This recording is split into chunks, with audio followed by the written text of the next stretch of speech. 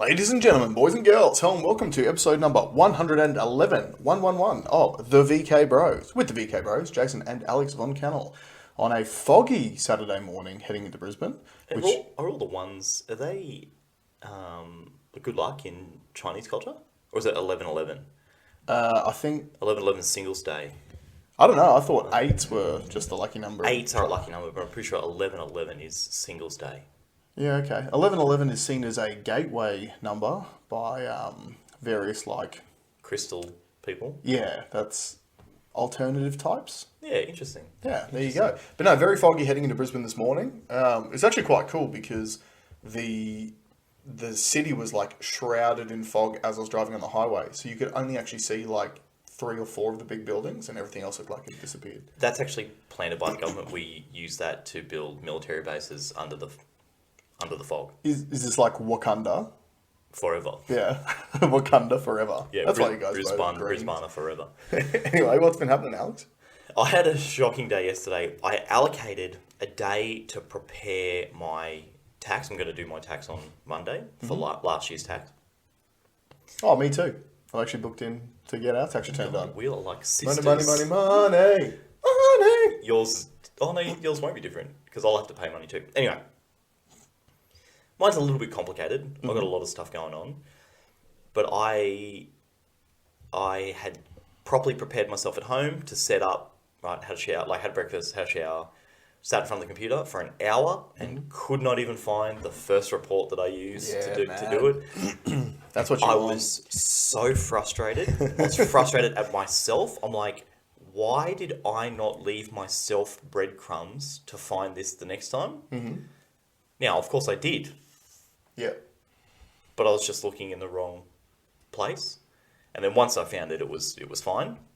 Then there's something we need to talk about, because when I export the data out of my system, it went into Excel. Yeah. Now, why didn't I use Excel? Oh, Excel was doing a monster update. Right. So I couldn't use it at What the sort time. of monster update does Excel do? Right? Oh, we've got new backgrounds. It's white too. Yeah. It's white. So I grabbed all the data and copied it and put it into Google Sheets. Mm-hmm. Did you know that if you do that, Google Sheets does not recognize numbers as numbers anymore?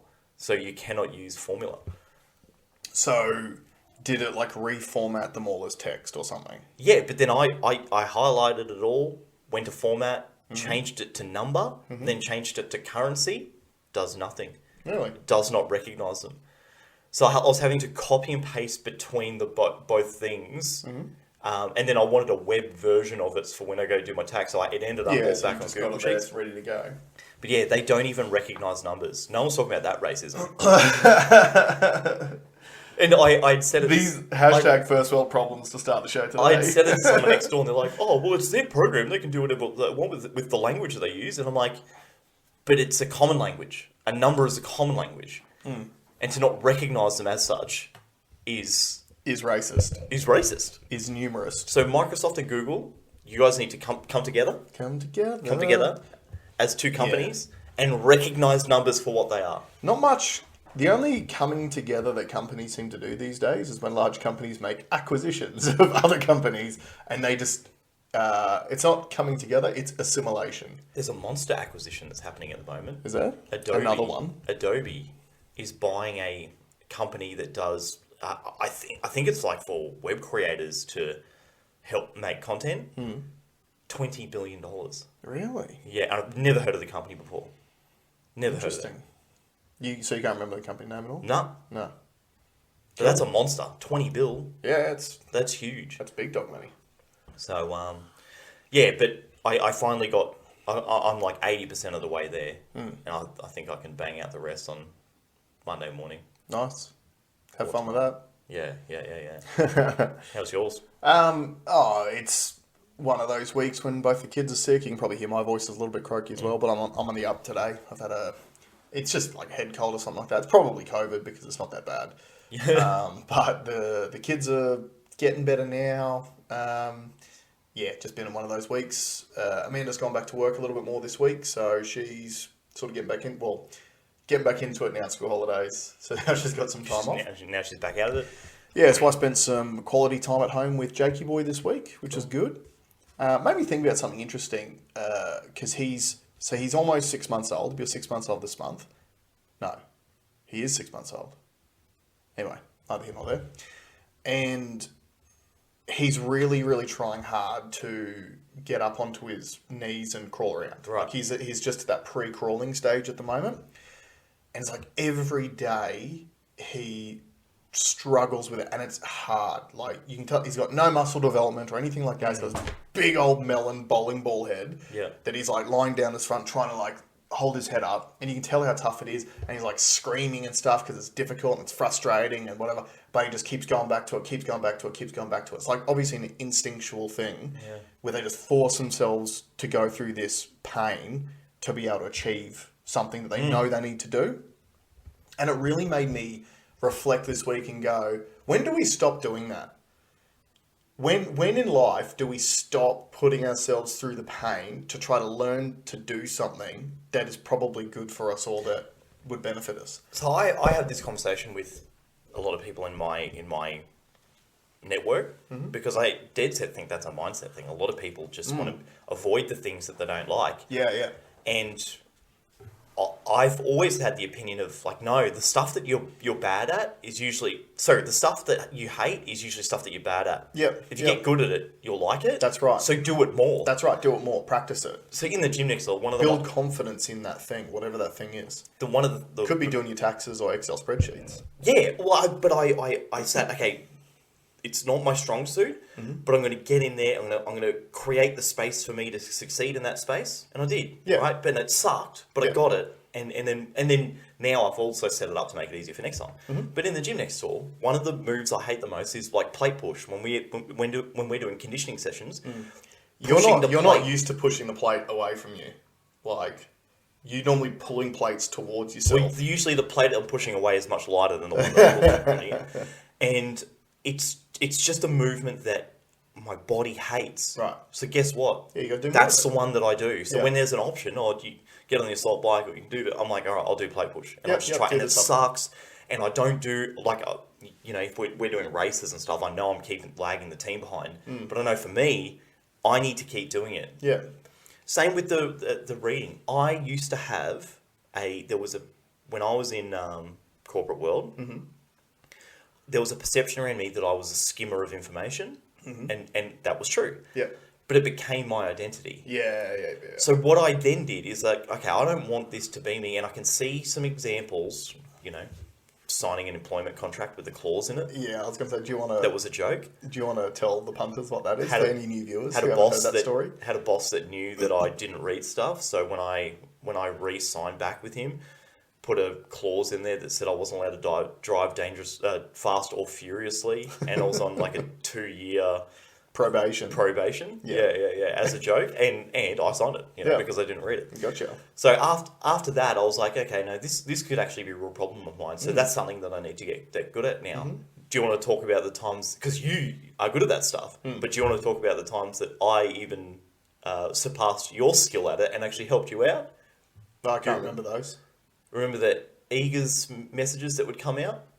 And no one would read, like, from Eagers Corporate? Oh, the phishing ones? No, there was another one. Anyway, there was another one, and I rang up and said, hey, read the bottom of that email that just came out. And it said something like, respond with blah, blah, blah to receive a gift.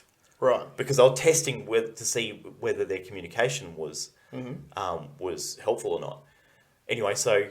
only 4 people in the entire group emailed, and I so that was shocking to them to realise that no one read, but I read it. Yeah. So I now read stuff from top to bottom. I even get some social media posts. I'll be like, so that my friends put up like, hey, you got a spelling mistake at the blah blah blah. Oh, I didn't even notice. Like, yeah, I did. Yeah. So.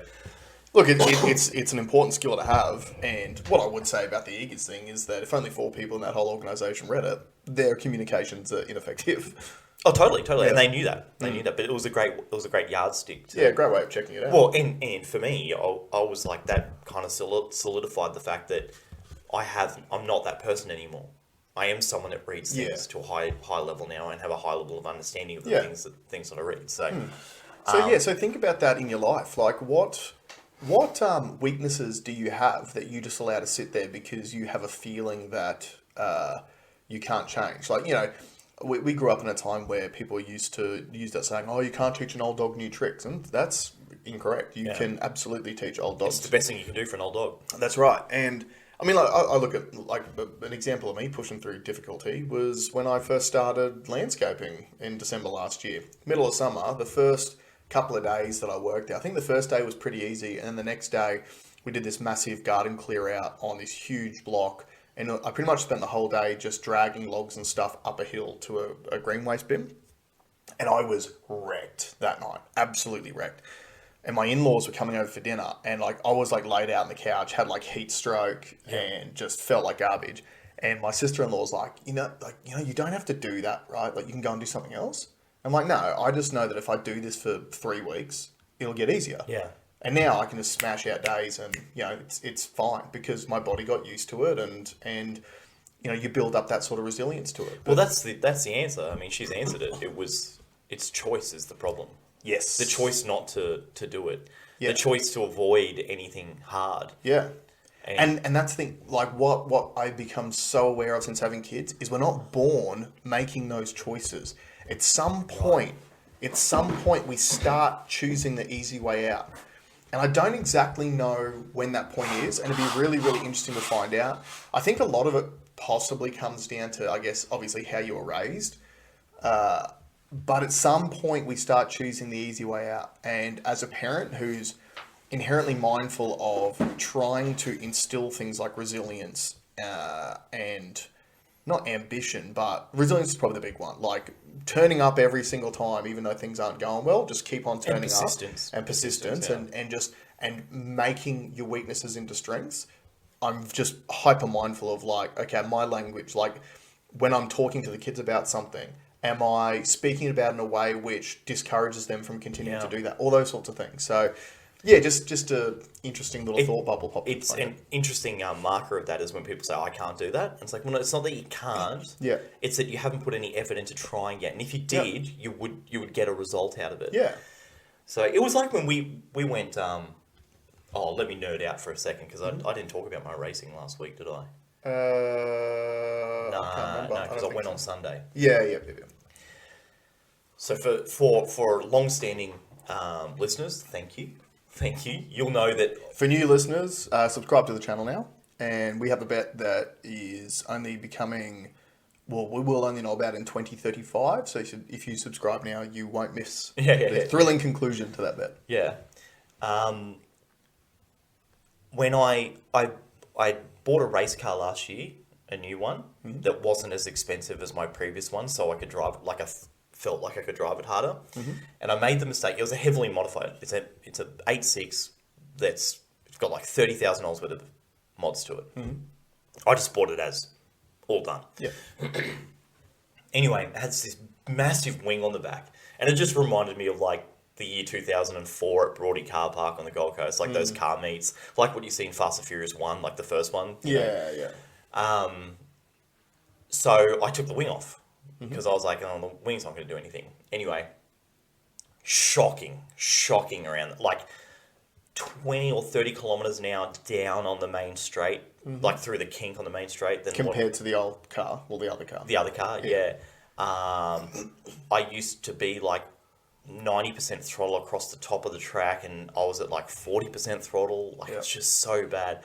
It would get this weird pendulum effect. So when you'd come out of the carousel at Lakeside and all the weights loaded onto the left side, when it corrected itself, you felt like this seesaw, and it was just terrible. Just wanted to kick out all the time. I hated it. I hated the car. Yeah. And then one of the guys in the group is very, very, very, very knowledgeable. He's like, the guy who built this car built it for a reason. Put the wing back on. And I'm like, I just don't think it's going to do anything. But I'm like, okay, I'll do that and have another go. Downforce is a completely different beast. And okay, it's hard. It's really hard to explain to someone, but I'll try it the best I can. Those big spoilers that you see on the back, the idea is that the air passing under it moves faster than the air on top of the wing, or no, the other way around. Therefore, there's a low pressure system underneath, and it pulls the thing down. It sucks it down. Sucks it down. Okay. I'm not only faster on the straight than last time. I'm faster than the other car I used to have, which is a faster car. And I'm actually accelerating through the kink. Yeah. But the hard thing is, your brain because my brain has never experienced what downforce feels like, what aerodynamic downforce feels like. It's a new feeling. And the only way to get it work is to go faster. Everyone's brain, when you're driving, when you get when you have a problem that comes up, your natural instinct is to slow down. Yeah. Which upsets the aero effect and makes it worse. Yeah. So you have to accelerate. So the hardest part for me, and I didn't really nail it until the last 2 sessions, where I realized, oh wait, this is flat in top gear through this kink, and you have to tell yourself, your brain's going, you can't do that. You can't do that, and you have to say, no, trust me. Yeah, trust me, brain. Yeah, it'll be fine. It'll be fine. It is the most wild experience, and it is definitely a game changer. So I'm going to actually adjust the wing. I'm going to give it a little more angle, just a little more, because when you come out of the turn 2, when you come out of the carousel, I think the angle of the wing is now stalling it. It actually turns it off. Right. And it's giving you the opposite effect. It's creating lift in the back. Yep. Yeah, so I just want to angle it down a little bit, just so I can go flat through that top section. That's going to be a game changer. Interesting. So a couple of interesting things I took out of your story. Yeah. First bit was someone offered you some advice on putting the wing on. Yeah. Your first response to that was, nah. That was your first inherent thing. Oh, no, that's not going to do anything. Yeah. But you followed the advice. You tried it out. You got to try it. When you were driving it, it felt unnatural because it was something you weren't used to. Yeah. You worked at it. Yeah. And you got good results from it. Yeah. Yeah. I've got my new PB around Lakeside, 62.29. Yeah. I'm really chasing that 60 mark. Like, I want to break into the 59. If I got a 59.99, I'll be really, really happy. Now, 2.3 seconds is a lot of time to make up on. But how much did you shave off this weekend?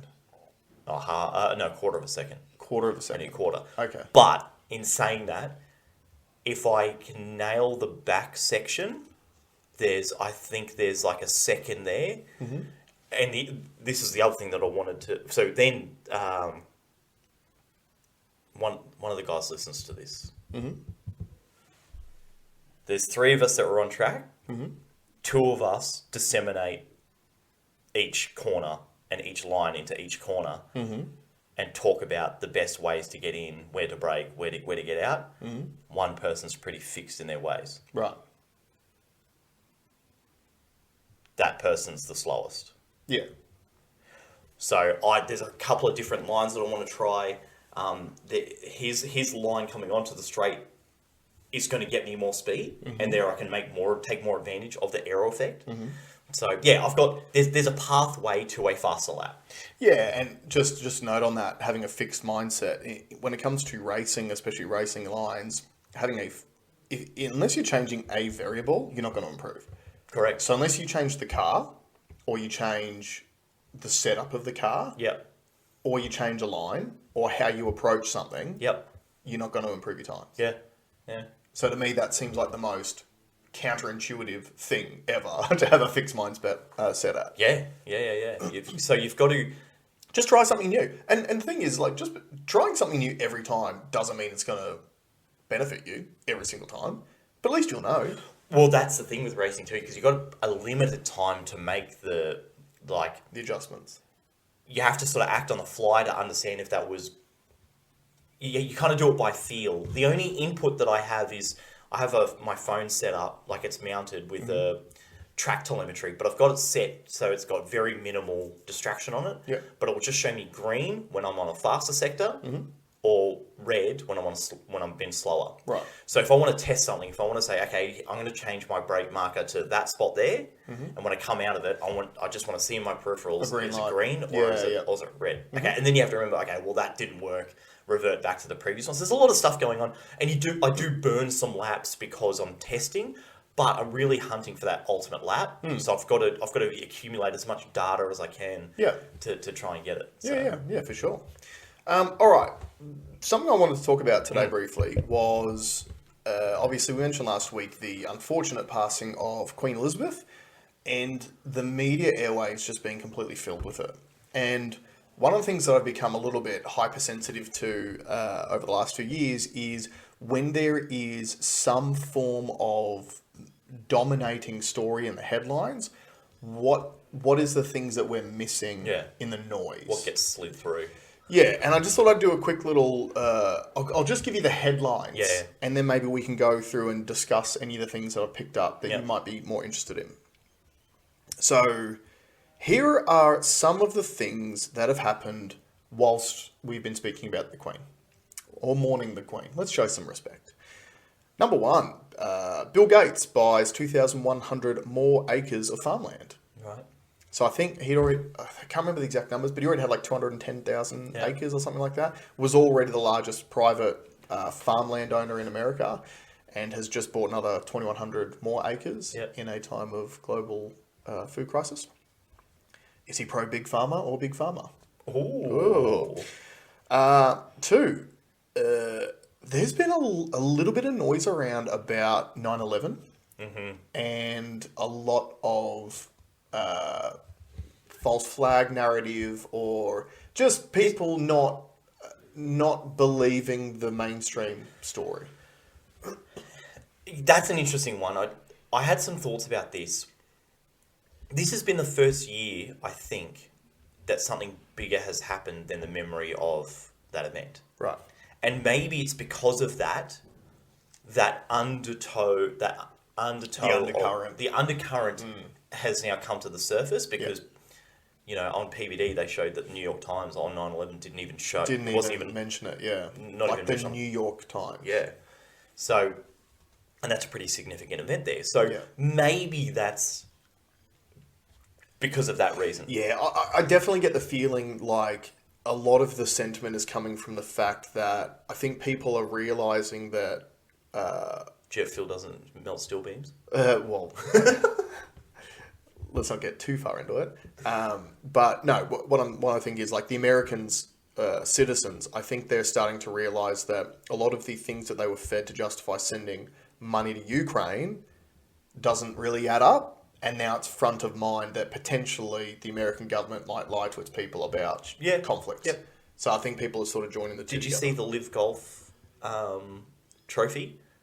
Yeah, I did. Yeah, and they think it looks like the wreckage of the wreckage of I think next year's or next tournament's one is a pentagon, but with one of the sides taken. And like it's the section that's got the accounting in it. Correct. Yeah. Just a dollar sign. Yeah, that's a flashback. Another one, the left-wing jewel of the world, which is Scandinavia, and Sweden more specifically, just voted in right-wing government. So they've had a left-wing socialist government, it's social democratic government, right, which they describe themselves as centre-left for like 70 years, I think. Wow, really that long? Yeah, and they've just voted in, it's like a block of 4 different right-wing parties got enough of the vote to join together to take government in Sweden. So yeah, Sweden, which everyone looks at as a very left country, has voted in. If there are any Swedes out there, put in the comments like where do we need to look to find out what was sentiment like? Yeah, that'd be interesting. Yeah. Because if I had to guess, and I'm literally pulling this out of my ass, but I know Europe's going through like a migrant crisis at the moment, and if they are, I know people get pretty upset when lots of migrants just get pushed onto your into your town. Yeah, and I believe that And left ideology is the pretty... new prime minister, I believe, ran on a base of anti-immigration sentiment. And this is one of the other things too, that as a country like Australia, we find a little bit difficult to grasp, is that countries like Sweden are very they're not very multicultural. They're essentially Swedish people, and that's it. And it's really easy to bring in like left-wing caring policies when you feel like you're just taking care of your own. Yeah. And then when things start to switch around and you have things like... Sharing is caring, as long as it's not with anyone else. Yeah, and that appears to be what has caused this now. But yeah, like you said, any Swedes that are out there, let us know in the comments what's happening over in Sweden, and why do you think the pendulum has swung the other way? Something interesting in that area, and it happened a couple of weeks ago, that got a little bit of coverage. Is it the Finnish Prime Minister, Sanna Marin? Yeah, getting caught dancing. Yeah, and like, that's the coolest chick ever. Like, why? She's a human, and it was not as it was not like she wasn't dancing to WAP. Should have been. Do you know what I mean? Yeah. And then I saw a speech with it. She's like, yes, I was out dancing. It was supposed to be a private event, and I'm a human, and I like to dance, and it's something I won't stop. But I understand that being prime minister of a country, you need to appear to be a certain thing. So I'll try to endeavour to be that thing. And I was like, okay, so you still got to dance? And she's like, yeah. Yeah. Do you want the conspiracy angle on that? Yeah. Those videos that got released of her was shortly after she spoke at, I don't know what conference it was, but there was a lot of the European leaders there, and she spoke up about, she spoke against the war in Ukraine, and was saying that things need to stop. And it's just, a very interesting timing that she comes out and says, we need to stop this war, and then all of a sudden... They bring out something that makes it look awesome? Well, it's obviously makes it look awesome to us, yeah, but to maybe an older, more conservative generation who's watching the news... It makes her look young, immature, like she doesn't really know what she's talking about. But in the same week, I think just before that came out, our Prime Minister, Albanese, chugged the beer, and everyone loved it. We lapped it up. Yeah, because that's the Aussie drink and culture. Keep on partying. Yeah, but no, I thought that was interesting, that one. That's something else too that I did see, which was with that Swedish election. Not only did they run on a base of anti-immigration, but I believe that some of the right-wing parties were speaking against the war in Ukraine as well, saying it needs to stop. So there's a bit of noise coming out of... Sweden is... No, or is it Norway? Who's trying to join NATO? I thought it was It might Sweden. be Sweden. Yes. Yeah. Which, I mean, I'm no... I am a commentator, but I'm no not political analyst. Yeah, geopolitical. I know that I could think of nothing more antagonising to Russia than to add another NATO body to their border. And this is the thing. Just forget the countries. Just think about it this way. Like, you've got, obviously, Russia is involved in a proxy war of sorts with NATO countries. Yeah. That's essentially what's happening at the moment. So if you were smart and you lived close to Russia, doesn't make a whole lot of sense to go and say, yeah, no, I'm with NATO, because then you'd making yourself a target for Russia. Yeah. Hey, look over here. Yeah. Yeah, exactly. Whereas you could, if you were smart about it, you would shut the fuck up. You would shut the fuck up, and you would go, yeah, no, I'm staying out of it. Yeah. You guys do your thing. Yeah. Russia, I'm still happy to buy energy off you for cheap. Yeah. And my people don't suffer. They don't go to war. Yep. They don't have an energy crisis. Like that would be out of Ukraine.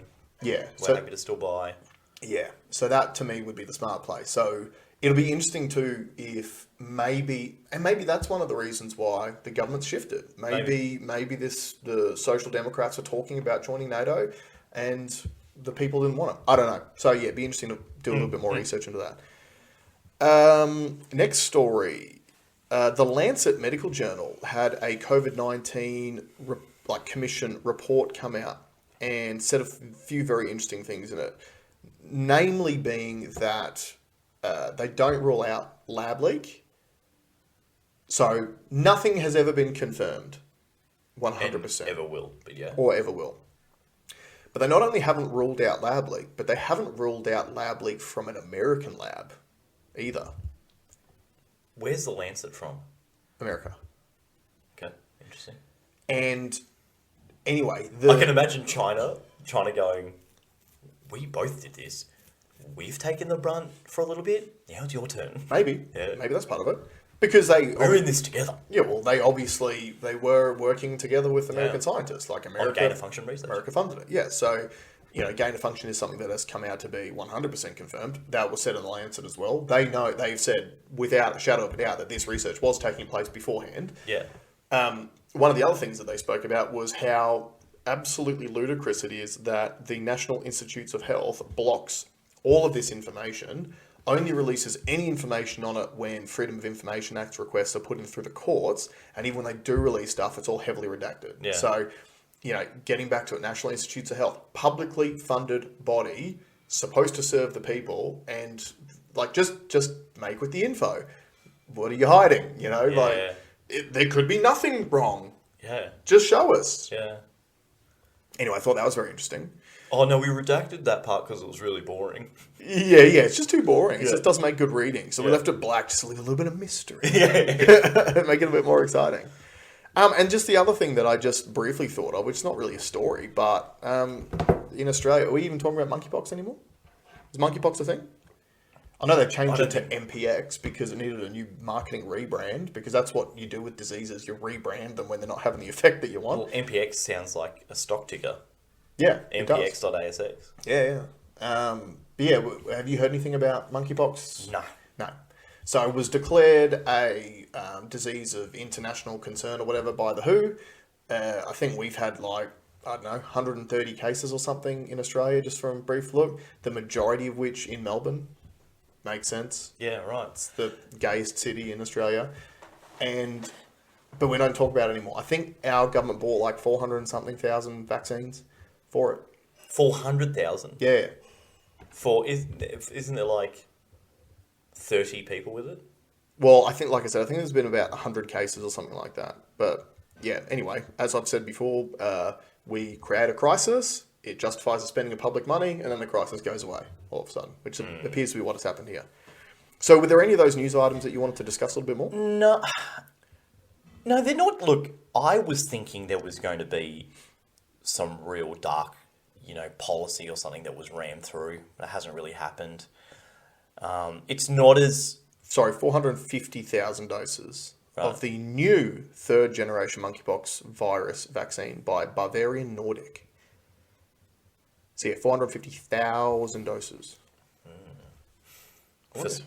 And how many deaths have we had? 0, I believe. Yeah, that was the number I thought. Deaths, Australia. Oh, actually, I did see one more thing too, which is very important. Yeah, no deaths. I saw this quick post, which was around... So this is from the COVID Medical Network, about comparing COVID vaccines and adverse reactions, etc., to the flu vaccines. Right. Because a lot of the rhetoric that we're getting around COVID shots now is you're just going to be getting it with your annual booster. So it's just like a flu shot. And what these guys are essentially saying is that it is not, in fact, just like a flu shot. And fun little side note on, because I haven't really seen them marketed in Australia yet, but the FDA recently approved, under emergency use authorization again, because that's the only approvals that you can give. That's the easiest way to give it, yeah. Yeah. The new bivalent vaccines in America, which is the COVID and flu shot all in one jab. Is it mRNA? Yeah. Yeah. So the new ones from Pfizer and Moderna. And have you heard about the testing that they've done on these things? 8 mice? 8 mice. And do you know what they were testing for? What? Whether or not when you injected the 8 mice with it, did they produce antibodies or not? Yeah. That's it. That is so. If you take anything out of this situation, what I take out of it is that this is the level of fucks given that the medical community has for the people. There's nothing else to take out of it. They've approved this thing to mass vaccinate human beings, your own population, based on whether or not 8 mice that you gave it to created antibodies. Yeah. Nothing else was tested on it. It's just bizarre. And they've got human trials. 8's such a weird number. Was there 10 maybe, and then but only 2 8? were excluded from from the like the other ones. Anyway, let me just go through a little bit of data on this. Probably 100. Yeah. So these guys just compared adverse events and deaths reported following influenza vaccine versus COVID-19 vaccines Okay. between the period of the 1st of March 22 and the 14th of August 22. Okay. So very recent data. Flu vaccines are not mRNA. No. Yeah. No, they're not. And what's interesting about these numbers, the first thing to note is the total amount of vaccines given, and I will round these down to make them a little bit easier. So influenza vaccines given in that period, 10.8 million. COVID-19 vaccines given that period, 8.7 million. So roughly 2 million more flu vaccines given during that period of time. Total number of cases reporting adverse events, all adverse events, after those flu shots was 1,233. Yeah. COVID-19 vaccines, 16,489. So roughly 15 times more from 2 million less doses. Number of cases reporting cardiac disorders, 66 from the flu shot, 2,600 from the COVID shots. Number of cases reporting heart inflammation, 3 in the flus, 778 in the COVIDs. They've got a whole bunch of different things that they sort of go down through. But here's one: chest pain, 35 from flu shots, 2,749 from COVID vaccines. Deaths, 10 reported after the flu shot, 134 after the COVID-19 vaccines. So when you look at these things as percentages, so with reported per 100,000 doses, when it comes to total adverse events, it's 1,569% more from the COVID shots. Cardiac disorders, 4,800%. Heart inflammation, 32,000%. Gastrointestinal disorders, 1,400%. Nervous system disorders, 2,100%. Chest pain, 9,700%. Deaths, 6,700%. Sorry, that is deaths reported following adverse event, following immunization. So a more specific category. Total deaths. As opposed to the car crash. Yeah. So total deaths, 1,500%. So yeah, that 6,700% is I've had a vaccine, I've reported an adverse event, and then I've died. Yeah. Whereas the total deaths is I've had a vaccine, and then I've died within a period afterwards. So, in other words, it is clear as day that there is a signal there. There is some form of safety signal there, because that is the most recent none data. of the numbers are down. No, every single number is considerably higher than the flu shots. It's recent data from March to August this year, and I mean, like when you wonder why the FDA is approving stuff through emergency use authorization, it's because if you look at those numbers, there's no way you can give these things full approval. And you've got to remember too, in Australia, these things are all still just on provisional approval. So when until that's next year, 2023. Is it like the 1st of January 2023? I'm not 100% sure. I think it'll be closer to February, I believe, because I think it's 2 years from when they first give the approval. So it'd be, I think we start our vaccine rollout February 2021, so I would assume it's more like February 2023, I think. Have you noticed that they're not trying to market the unvaxxed to get vaxxed? It's just people to get boosted? Yeah, because, I mean, look, that makes marketing sense to me, because why would you... They've already got a big market. You know what I mean? They've already got 95% of the population wants it. Why would you spend money trying to target the 5%? Do you think that number's real? No, I don't. I don't think it's either. I wouldn't be surprised if it's similar to, like, in the car industry. If you registered a vehicle as a demo, that was classed as a sale. So when the manufacturer reported the numbers at the end of the month, it's like, great news, everybody hit target, even though 25% of your target was just you registering cars at the end of the month. Yeah. I believe it's something similar. I wouldn't be surprised if it's based more on doses sold rather than doses administered as well. Something like that.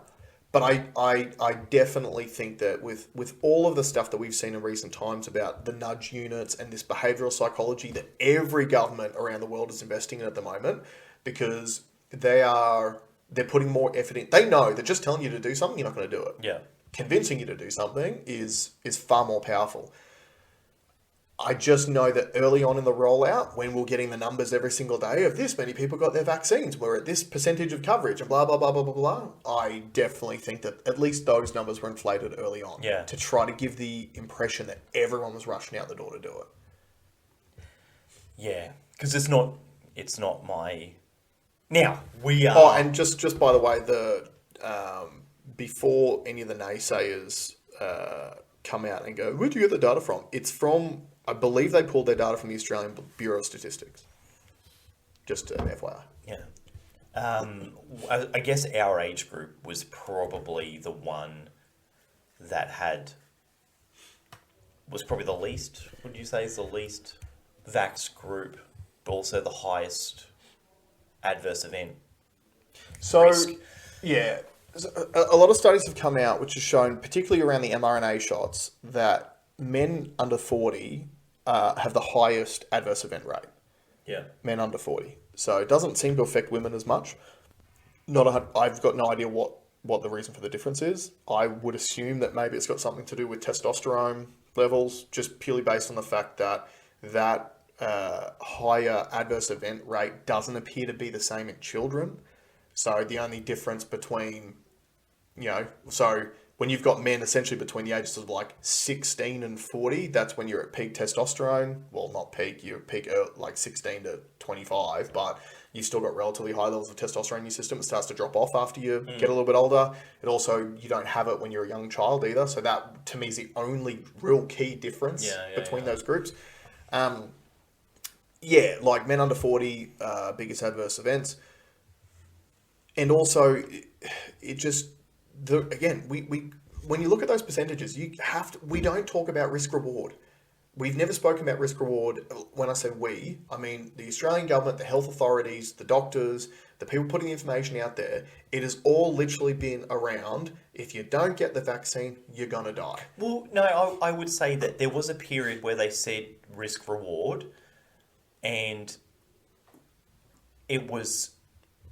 Not in the inception. It was like probably phase 2 of the rollout where they said, the risk of myocarditis. I think this is when AZ was still available. Yeah. And I'd said, the risk of you getting that is so small, but we don't know what's going to happen with COVID. That was they did push that narrative for a while. But think about, I was watching something from Discernible, and I wish I actually saved the document they were reading off, but that he was... in his most recent show, he was running through a lot of the rhetoric that the leaders had been saying during the vaccine rollout. And he highlighted what Joe Biden said last year when the Americans were going into winter. So that would have been over our summer period.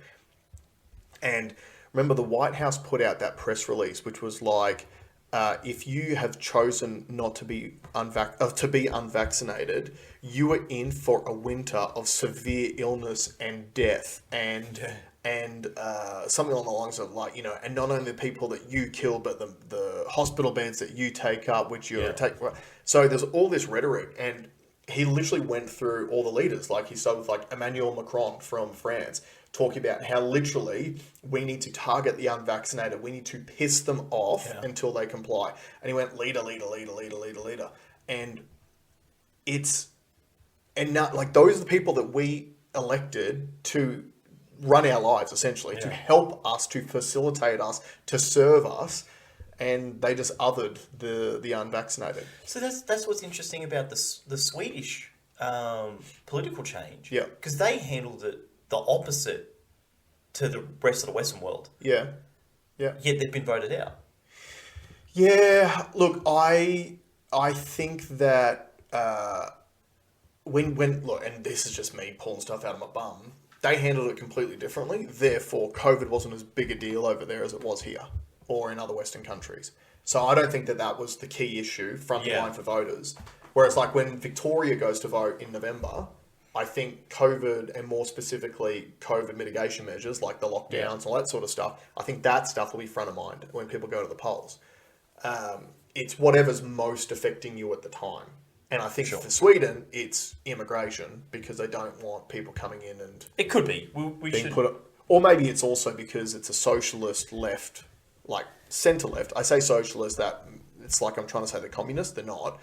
But centre left leaning, which is more likely, I guess, to not only allow immigration, but then also install public programs to give them money and and those sorts of things. But yeah, interesting. This might be a little bit of a segue. A mate of mine mate of ours, who he had his Facebook became a safe space for open discussions over the last 2 years. Yep, shout out. And yeah, you know who you are. And I think at the beginning it was genuinely about trying to get a feel for what people's beliefs were. And then over time it just became, I'm getting a lot of engagement here. So I'm going to put a post up and I'm going to tag the usual suspects in it. Anyway, he tagged me one the other day and he said, I can't believe this is a year ago. What does the data tell us now? And essentially I had gotten into the post itself was about what is the point of vaccine mandates. And you got to think this is 12 months ago. Yeah. So this is before we had, say, in Queensland when the unvaccinated were locked out of everything, which was like later in the year. And I thought, you know what, this is actually a really good opportunity to go back and audit my beliefs, because I'd posted some stuff up there. Yeah. And I think it's really important, whatever your thoughts were during this pandemic, if you'd written anything down, go back and reread it. And go, was I right? Was I wrong? What was I close to? What was I far off from? You know, what lessons do I need to learn out of this for next time some sort of flashpoint topic like this comes up?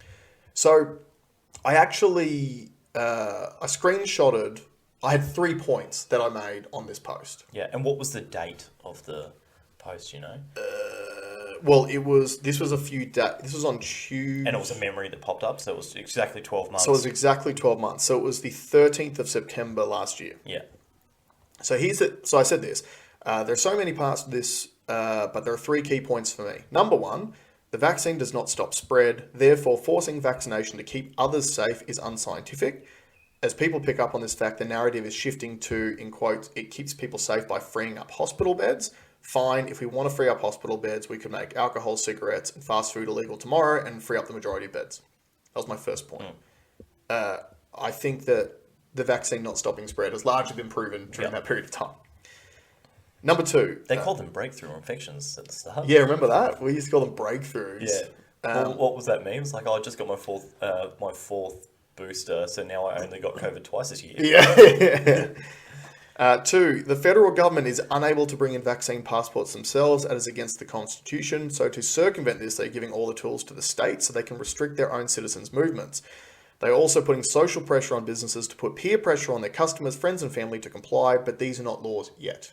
So funnily enough, I posted that up in September, and it was like 2 months later that Queensland literally imposed those mandates and stopped the unvaccinated from being able to go anywhere. 3, the only reason why any of this continues to happen is because of the continued acceptance of unscientific rationale for inhuman treatment of all of us, and that includes vax and unvax. I fear that many of the people who have been tricked, scared, or pressured into being vaccinated are now putting pressure on everyone they know to comply with them. Not because they think it's the right thing to do, but because of the basic selfish feeling of, in quotes, well, I did it, so you should have to as well. All the while supporting the active oppression of people for making a cautious and considered medical choice. If you want to check your conscience on this, just substitute, in quotes, unvaccinated person for, in quotes, First Nations person, wherever you are telling someone where they're allowed to go or what basic freedoms they should be allowed, and see if you still feel the same way. I had heaps of those phone calls. Yeah. Just do it.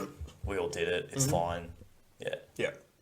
The pressure was immense. I was at a party on the weekend though, and a girl that we know who's very funny goes, "Oh, your sperm will be worth a fortune." Oh yeah, that's the next Bitcoin, man. Unvaccinated sperm, 100%. Yeah.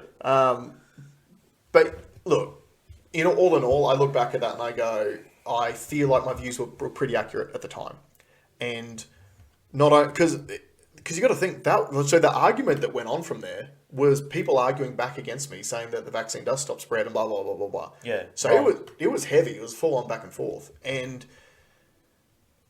all I take out of that and that learning experience is I go, look, number one, I was going to say this a few weeks ago, but I forgot about it. There are a lot of people who, so especially in the last 6 months, I would say, have, to use the term again, woken up to the narrative and have gone, okay, maybe this wasn't the right thing to do.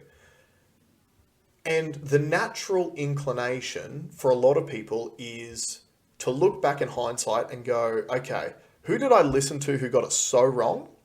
I'm not going to believe those people anymore about anything. Yeah. And who did I not listen to who got it right? I'm going to believe those people about everything. And I think that is misguided. Yeah. Because just because the public health authorities got this so dreadfully wrong doesn't mean they're wrong about everything. Yeah. And just because certain people got this right doesn't mean they're right about everything either. So I'm saying when we say something that's our belief, it ain't always going to be right. All we try to do on this channel is offer you an alternative viewpoint for you to then employ your critical thinking and your research skills to go out and try to find what you believe the truth of the matter actually is. That's the key point, I think, is finding what... So it's not what people's opinions are, because you really should have your own, backing yourself up and investing the time, because these things are important. Yes. So you need to allocate space to find out what's best for you and your family. Yeah, 100%. And it can be different to what's best for other people. correct. Totally. It's allowed to be different. Yeah. Like we've seemed to have fostered this environment of just rampant collectivism over the pandemic, and to a degree, I get it. And like we talk about all the time, in times of conflict, the people come together. Whenever there's a war, the people band together. It's like you and me, we're brothers. We fight all the time, we argue all the time. But if someone fucks with you, it's like, hey, that's my brother. I can only fuck with him, right? Yeah. And we do that as human beings in societies. And I feel like there's been a bit of an increase in the amount of one in, all in. Like, again, I don't want to use the term communism, but it essentially is getting closer towards that. It's, you have to do everything for the good of the collective, and you have to put everyone else before you all the time. And I don't believe that to be true. When, back in the day, I used to be a safety supervisor at a high ropes course. And the first rule of safety and making sure you're keeping people safe or being able to go up and rescue somebody who got stuck on the course was you need to keep yourself safe first, otherwise you can't help anyone. Yeah. So if you fall off, well, you're no use to anyone. Yeah. Right?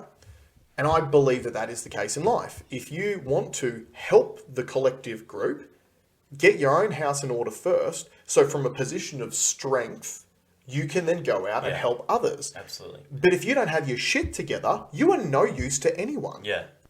And I think that, unfortunately, in the last few years, we've had a whole bunch of people who don't have their shit together going out, feeling emboldened to have a platform to go, you guys all need to do stuff to help me. Yeah. Because that's what we saw. We saw really obese, unhealthy young people going out, just get the jab, you're putting me in danger. Yeah, like the one that I followed at Aldi, double masked with, and only eating exclusively mac and cheese and Mac and cheese. 2-minute noodles. Yeah. But you're being safe. That's right. And this is something too that you can go back and look at. Go back 12 months and look at how fat me and Alex were. Yeah. Right?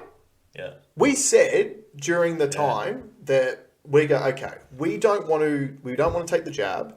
So what are we going to do? All right, we're going to work out. We're going to start trying to eat healthier. Like, we're going to try to improve. We're going to try to improve our overall health to protect ourselves from this disease. And we did that. Yeah. You know, we practiced what we preached. Yeah. We were very fat before. Oh yeah, if you go, I was telling one of the boys at work the other day, I was like, go back and watch the first episode. Like, I had the big paunch, big tire, and yeah. So look, like I said, just to reconfirm, if you, whatever side of this argument, this particular crisis you were on at the beginning, number one, take a step back and chill, because the danger's essentially over. I like how they keep tagging that with like, unless something comes. Unless there's another variant. Yeah. And Even though every variant gets better, not worse. But I also wouldn't be surprised if, like I said the other week, we haven't had any new variants since we stopped pushing boosters. And as the mandates have dropped, which funnily enough, New Zealand, Jacinda Ardern's just dropped all the mandates. Did you see that? No, I didn't see So that's something else that happened this week too. So I think New Zealand and China are like the two neck and neck for like locking down their people the most. Maybe Canada's up there as well. And Jacinda's just gone and dropped everything. So, but I've also seen recently over the past month or so that she's on the nose with a lot of the general public. So yeah, once again, it's all based on politics. It's not based on I would like the to think, science. Was it Ottawa? What was the state in Canada that very early on got a court case? Yeah, I can't remember exactly. I need to look into that. I want to see how they're thriving. Because if I had to guess, I think business in that state will be thriving compared Probably, to yeah, other because states. they open their doors. I'll do an investigation. I'll come back to you next For week. sure. Yeah. But a few things that, again, just to sum up as well, the important things to take out of this to me are, number one, we got really, really lucky that COVID had the infection mortality rate that it did.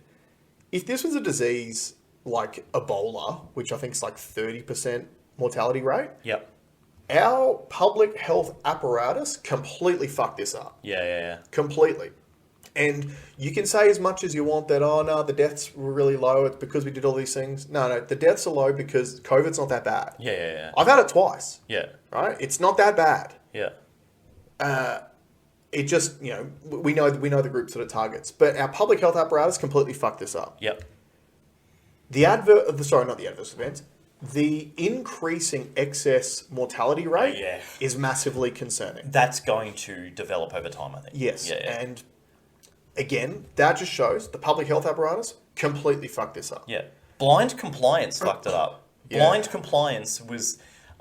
That was the shocking thing to... Sorry, it's not that shocking. No, it's not that shocking. Unfortunately, it's not that shocking. Yeah. I'm going to a crypto convention after this. Yep. Right, I'm going down, and I've joked about it because I knew I was going to get the response. Everyone's like, oh, idiot, like, crazy, stupid, you're right. You wait. Right? Yeah. It's the same... So when I originally had a conversation, I made a new crypto friend, and obviously he was unvaxxed as well. I'm like, what is it? Why is there a correlation between Bitcoiners, like crypto guys, and like no vaccines? And he's like, the whole reason why Bitcoin was built was because of the lack of trust in the system. That's right. So anyone that was willing to partake in that, a la me, doesn't trust institutions. Yeah. So And on so I'm going to a super spreader event. and I bet you everyone will be fine. Yeah. But on that note too, it's like, for me, I go, I don't think that we should all have a complete and utter distrust for institutions. Yeah. We need to bring the trust back, but they need to earn it. They actually need to do something and earn it back. I haven't even looked up, forgive me, I should have looked into it, but I haven't looked into whether or not the TGA has approved these bivalent vaccines. If they have, it's disgusting. Yeah. Like, human trials haven't even been started yet. And they're going to, like, the FDA in America's approved it and the UK's approved it too. Yeah. And it's like, what sort of utter contempt are you treating people with when those are the numbers, when you compare it against a flu shot? Like, we've just gone through those. Clearly, there's some sort of signal. And then we're going to go, no, let's just go and prove this other thing. And let's just keep jabbing people up. Yeah. The institutions, it is on you, anyone who's involved in these institutions, you need to take a step back and check yourself and go, why doesn't anyone trust us anymore? Oh, it's because we've literally fucked everything up. We were supposed to be the experts in this field. Yeah. People that we told, you aren't qualified to even do your own research on this stuff. They trusted us and we fucked it up. Yeah. Like, you got to take stock of it. But I think part of the issue with a lot of this stuff is, you've got government-funded departments. It ain't like a business. If a business fucks something up, well, guess what? They pay for it. Yeah, because your customers pay with, they vote with their feet and they go somewhere else. Yeah. And you go bankrupt, and then that business fails. And then they can't put their bad decisions on anyone else anymore. Yeah. Government institutions don't have that problem. Yeah. Because they just keep getting that taxpayer funding. And honestly, I really, really would love for this to be a massive wake-up call for everyone and people in those organizations to actually stand up and do the right thing. Because you're right, the number one problem during this pandemic was blind compliance. Yeah. And that's from everyone. That's including the people in these institutions. Yeah. I've said before, one of these guys I used to have the arguments with is the head of biomedical sciences at a massive university. Yeah.